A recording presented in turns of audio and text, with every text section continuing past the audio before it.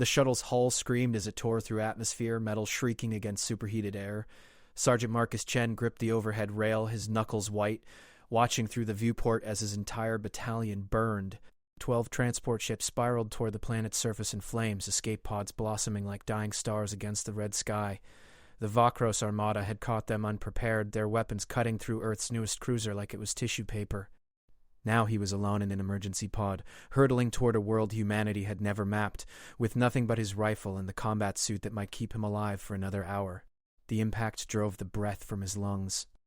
The pod cratered into pale sand, systems failing, emergency lights flickering red. Marcus kicked the hatch release 3 times before it gave way, tumbling out into air that tasted of copper and ozone. He rolled to his feet, rifle up, scanning the landscape. Endless dunes stretched in every direction, but in the distance massive structures rose like crystalline teeth against dual suns. The Vakros homeworld. He just crashed behind enemy lines on the most fortified planet in their empire. Movement on the ridge. Marcus dropped prone as shapes crested the dune, dozens of them flowing like liquid shadow. Vakros warriors, their exoskeletons gleaming black and purple, mandibles clicking in their hunting language. They hadn't seen him yet. He counted 27. All armed with plasma lances that could melt through tank armor. His rifle had 60 rounds. The math was simple and fatal. They spread out in a search pattern, moving toward the crash site with predatory efficiency. Marcus crawled backward, keeping the rifle tight against his shoulder, controlling his breathing like the instructors had drilled into him a lifetime ago on Earth. A lifetime that ended 40 seconds ago when his entire unit died screaming through the radio. He was the last one. The only human on a planet of billions who wanted humanity extinct. The first warrior crested his position. Marcus didn't hesitate. 3 rounds center mass, the crack of gunfire impossibly loud in the alien silence.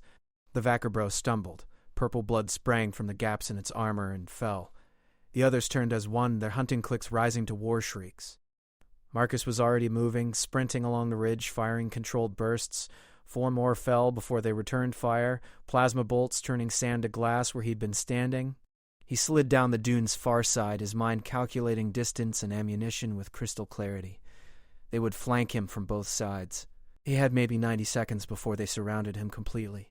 The crystalline structures were 200 meters away, too far to reach. But there was an outcropping of rock formations 30 meters to his left, geometric and unnatural, probably some kind of mining operation. It would have to do. Marcus ran, his boots kicking up pale sand, plasma fire tracking him. The air superheated around him, his suit's temperature warnings screaming. He dove behind the rocks as a bolt sheared through his backpack, destroying his water supply and emergency beacon. Not that the beacon mattered. There was no one left to hear it.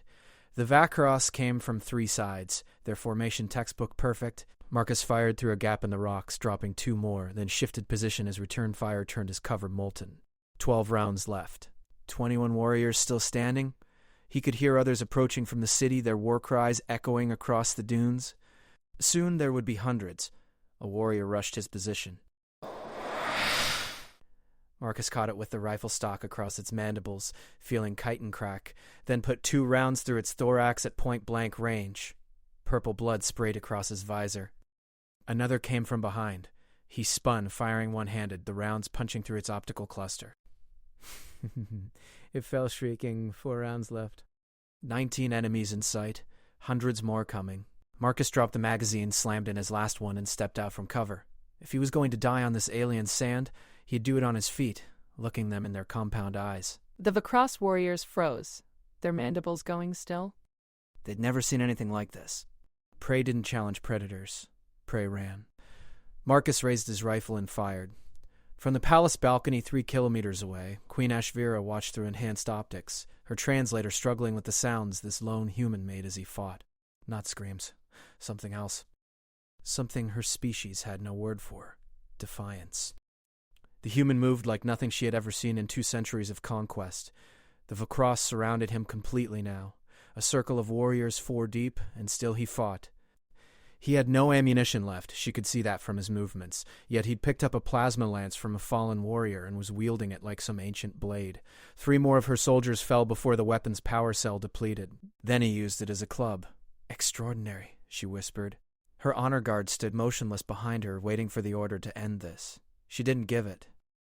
The human was bleeding now, his armor cracked in a dozen places, one arm hanging useless. He stumbled but didn't fall. A warrior struck him from behind with a lance shaft, driving him to his knees.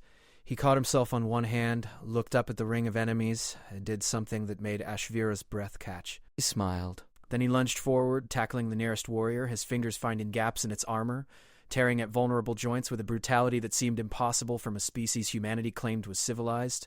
They rolled in the sand, purple and red blood mixing, and when they separated, the warrior didn't rise. "How many has he killed?" Ashvira asked. 37, my queen, her chief guard replied, its voice carefully neutral. "More are arriving. I can see that." She watched as fresh warriors poured from the city, hundreds of them, drawn by the battle sounds. The human saw them too. He pushed himself to his feet, swaying, and picked up a shard of broken armor, holding it like a knife, waiting. The new warriors stopped at the edge of the circle, forming ranks. They weren't attacking. They were watching. In all her years commanding the Vekros military, Ashvira had never seen her soldiers hesitate before prey. But this wasn't prey. This was something else entirely. The human's legs gave out. He collapsed to his knees again, the armor shard falling from his grip. Blood ran from his helmet seals, pooling in the pale sand. He was dying. But his head stayed up, his posture refusing to yield even as his body failed. One of her warriors stepped forward, raising its lance for the killing strike. The human didn't flinch, didn't look away. He stared directly at his executioner, and again, impossibly, he smiled. "Stop," Ashvira said quietly. The command rippled through the translator network. Every warrior froze. She felt her honor guard tense behind her, confused by the order. They had every right to be. This made no tactical sense, no strategic sense. But as she watched the human kneeling in the sand, surrounded by the bodies of 36 of her finest warriors, covered in blood and broken but somehow still defiant, she felt something she hadn't experienced in decades of conquest. Respect. "Bring him to me," she commanded, alive. The silence that followed was profound. Her chief guard finally spoke, its voice tight with disapproval. "My queen, he is killed. I know what he has killed." Ashvira turned from the balcony, her decision crystallizing into certainty. "He has also shown us something we needed to see. Bring him to my throne room. Carefully. If he dies from his wounds before I speak with him, those responsible will join him." She walked into the palace, her mind already racing through the implications. Humanity was supposed to be weak, their ships fragile, their soldiers poorly trained. Easy prey for the Vekros expansion.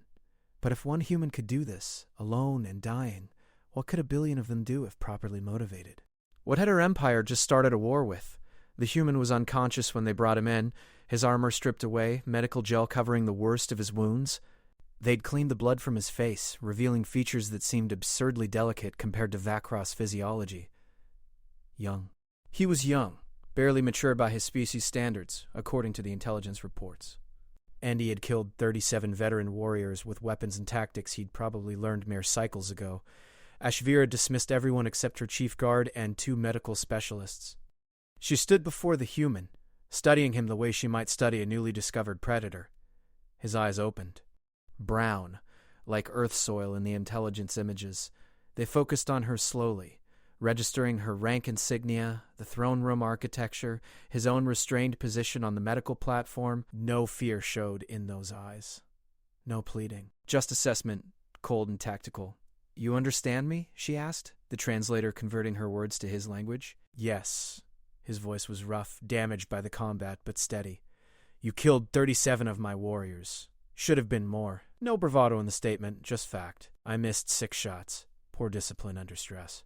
Ashvira felt her mandibles twitch in what another human might have recognized as amusement. "Your entire fleet is destroyed. Your species is about to face total war with an empire of 40 billion Vakros across 16 systems. And you regret 6 missed shots?" "I regret that my brothers and sisters died without me." The human's jaw tightened. "I regret that I'll never see Earth again. I regret a lot of things, Queen Ashvira. Missing those shots is just the most recent." He knew her name, had identified her rank in person with whatever limited intelligence humanity possessed. Smart, then. Trained to observe even while dying. "Why didn't you run?" she asked. "You had opportunities. The city has thousands of structures. You could have hidden, survived longer. To what purpose?" The human met her gaze directly, a gesture that would have meant challenge or courtship among Vakros, but seemed to carry different weight in his species. My mission was to establish a colony. That failed. My unit's mission was to gather intelligence. They're dead. I would be so happy. My personal mission became killing as many of your soldiers as possible before I died. Running doesn't accomplish that.